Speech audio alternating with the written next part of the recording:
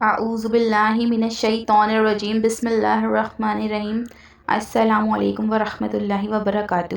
تختی نمبر 3 حرکات۔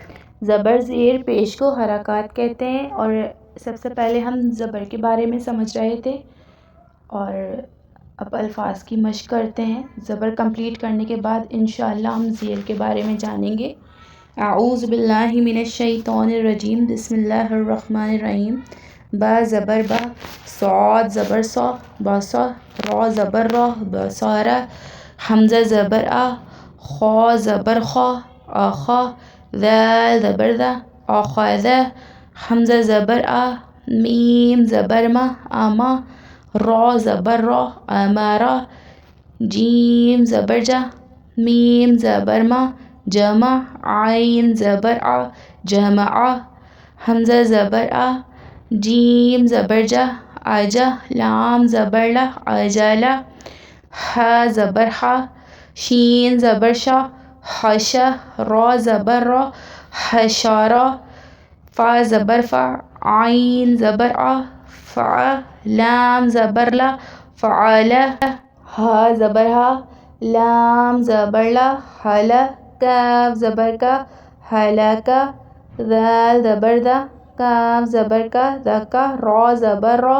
ذکرا، را زبر را، فا زبر فا، رفع، عین زبر آ، رفعا، عین زبر آ، با زبر با، عبا، سین زبر سا، عبسا، عین زبر آ، دال زبر دا، عدا، لام زبر لا، عدلا، قاف زبر قا، دال زبر دا، قدا، را زبر را، قدرا، تا زبر تا، را زبر را، تارا، کاف زبر کا، تارا کا، با زبر با، لام زبر لا، بلا، عین زبر غا، بلغا، رواں، بصرا، اخذ، امر، جمع، اجل، حشر، فعل، هلك، ذكر، رفع، عبث، عدل، قدر، ترک، بلغ۔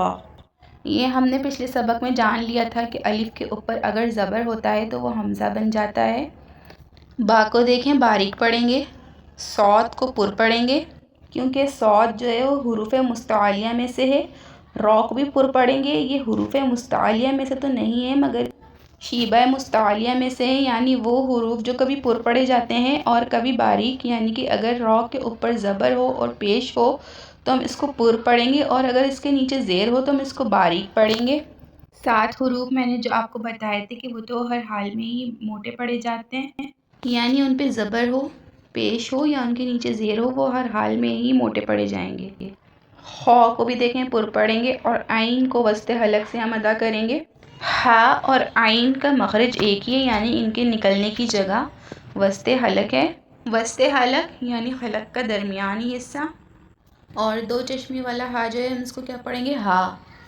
اس کو ہا پڑھنا ہے، ہا نہیں پڑھنا۔ ذال، اس کو دیکھیں نرمی سے ادا کرنا ہے، اور سین میں جو ہے وہ سیٹی کی آواز آئے گی۔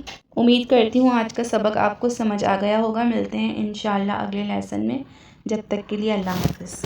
اپنی دعاؤں میں فلسطین کے مسلمانوں کو اور تمام جہاں کے مسلمانوں کو یاد رکھیں۔